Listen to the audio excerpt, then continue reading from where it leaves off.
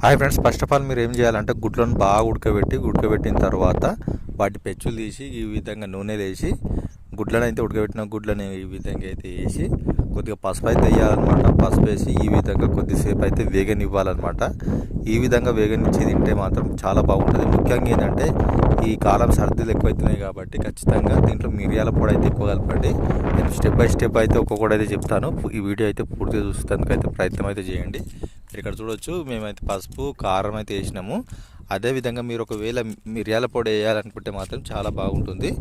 ఎందుకంటే మెయిన్ ఏంటంటే సర్దులు దగ్గులు ఎక్కువ వస్తున్నాయి కాబట్టి మిరియాల పొడి వేసారనుకోండి ఇంకా చాలా బాగా ఎక్కువ ఉంటుంది, మంచిగా ఉంటుంది.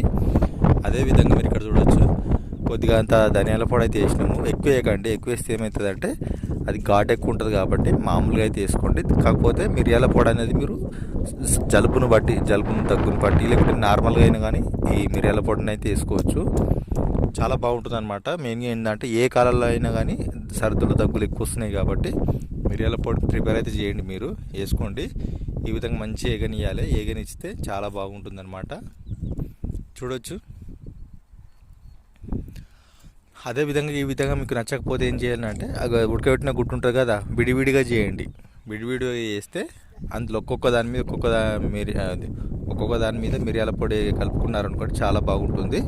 ఈ విధంగా చేసుకుంటే ఇంకా చాలా బాగుంటుంది ఫ్రెండ్స్. ఎందుకంటే మీరు ఒకవేళ ఈ విధంగా తింటే మాత్రం చాలా సూపర్గా అయితే ఉంటుంది. మెయిన్గా ఏంటంటే చిన్నపిల్లలు ఈ విధంగా చేస్తే చాలా బాగా ఇష్టపడతారు. మెయిన్గా ఏంటంటే మా బాబు చూశారు కదా, మా బాబు కూడా మెయిన్గా ఏంటంటే ఈ విధంగా చేస్తేనే ఇష్టపడతాడు. ఎందుకంటే కొంతమంది పిల్లలు అట్టు తిన్నారు. మెయిన్గా ఏంటంటే ఉడకబెట్టిన గుడ్లు డైరెక్ట్ తినాలన్నా కానీ 1-2 రోజులు తింటారు, కానీ అందులో కారం ఉప్పు లేకపోతే అస్సలే తిన్నారు. అందుకోసమే మామూలుగా ఏంటి చిన్నపిల్లలకు మీరు తినిపించేటప్పుడు మామూలుగా కారం ఉప్పు వేసుకుంటే బాగుంటుంది. మెయిన్గా ఏంటంటే ఈ విధంగా చేస్తే చిన్నపిల్లలు బాగా ఇష్టపడతారనే ఉద్దేశంతో మాత్రమే ఈ వీడియో అయితే చేసినాము. మీకు నచ్చింది అనుకుంటున్నాను. ఒకసారి అయితే ట్రై చేయండి. ఇంకోటి ఏంటంటే చాలామంది అట్లు పోసుకున్నాడు అది చేస్తారు, బట్ తిని విసుగు వస్తుంది కాబట్టి ఈ విధంగా చేస్తే చాలా బాగుంటుంది.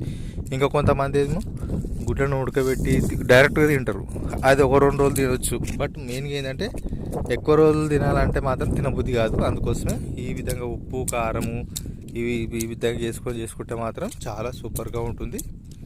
ఇంకో విషయం ఏంటంటే ఇది గుడ్డు కూడా హెల్త్కు చాలా మంచిది.